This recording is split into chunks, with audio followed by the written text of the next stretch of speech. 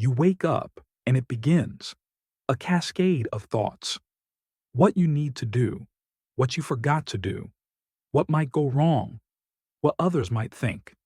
It never stops. Not even in the shower. Not even when you're alone. Especially not when you're trying to sleep. Silence isn't silent anymore. It's just you, in your own head, spinning, analyzing, judging, replaying, planning. You've come to accept it as normal.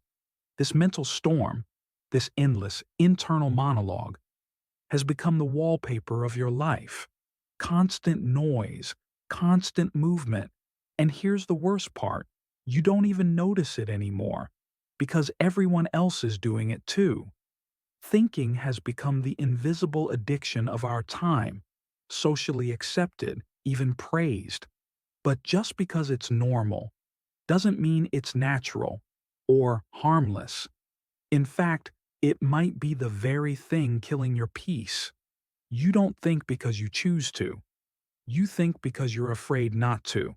Let that sit for a moment. The mind doesn't like empty space. It fills every gap, every pause, every breath with noise. Why? Because stillness feels like danger. It feels like death. When there's nothing to solve, no problem to fix, no scenario to rehearse, you come face to face with something unfamiliar, yourself. And most people are terrified of that encounter. So we keep talking to ourselves as a distraction. We stay in motion, mentally, to avoid the void. Because somewhere deep down, we believe, if I stop thinking, I'll fall apart. If I stop thinking, I'll be exposed, useless, empty. But that's a lie. One whispered so often, we've mistaken it for truth. The truth is this: you are not your thoughts. You are the awareness behind them. And the longer you keep running from the silence, the more power your thoughts hold over you. We like to believe we think to solve problems, that our minds are working machines, logical and efficient. But most of the time, thought isn't a tool, it's an escape hatch. You replay conversations not to understand, but to avoid feeling regret. You fantasize about the future not to plan, but to distract yourself from now. You overanalyze not to find truth, but to delay facing it. Thought has become your safe place, your hiding place, and eventually, your prison. Because the more you rely on thought to avoid pain, the more pain you create.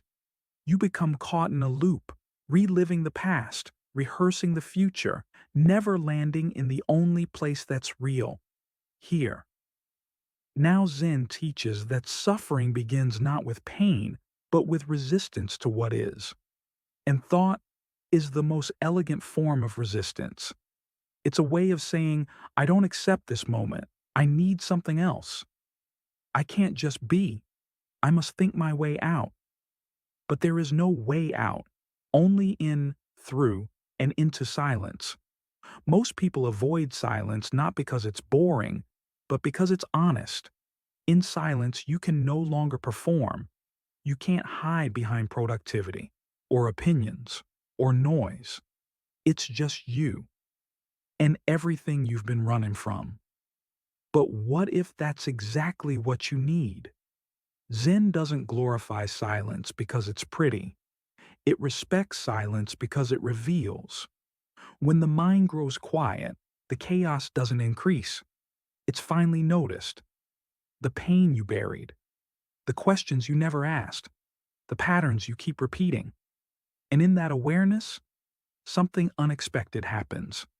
You stop identifying with the noise. You begin to see, I am not my anxiety. I am not my thoughts. I am not this endless commentary. You begin to sense a different presence, a deeper stillness beneath the storm, not empty, not numb, just real. And in that stillness, you don't feel powerless. You feel free. Even when your mind resists, your body already knows the truth. You feel it in your chest, tight when the noise gets too loud. You feel it in your breath, shallow, rushed, never arriving. You feel it in your sleep, restless, even when the day is over. The body never lies. It doesn't argue. It doesn't spin stories. It simply says, "This is too much. This is not peace. This is not how I'm meant to live." While the mind chases reasons and labels, the body begs for one thing: stillness. Not because it's lazy, but because it longs to return, to rhythm, to presence, to something real. Zen teaches that wisdom is not in words, it's in being. And the first step to being is remembering that you have a body, one breath at a time, one step, one still moment where you don't try to fix, explain, or escape. Just feel, just be, and let the mind fall silent in the presence of what's always been here. You've spent most of your life thinking about what to say, what to do, what it all means. But what if the answer doesn't come through thinking? What if it comes through stopping, not giving up, but letting go of the need to solve, of the need to understand everything, of the need to control what can't be controlled? Zen doesn't offer answers. It offers presence. And presence doesn't speak in thoughts. It speaks in silence. You've been taught to chase clarity through the mind. But the deepest clarity comes when the mind goes quiet, like muddy water settling, like noise fading into stillness.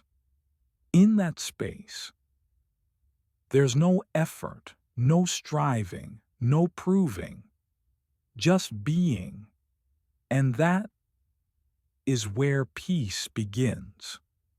Not in thinking more, but in finally not thinking at all.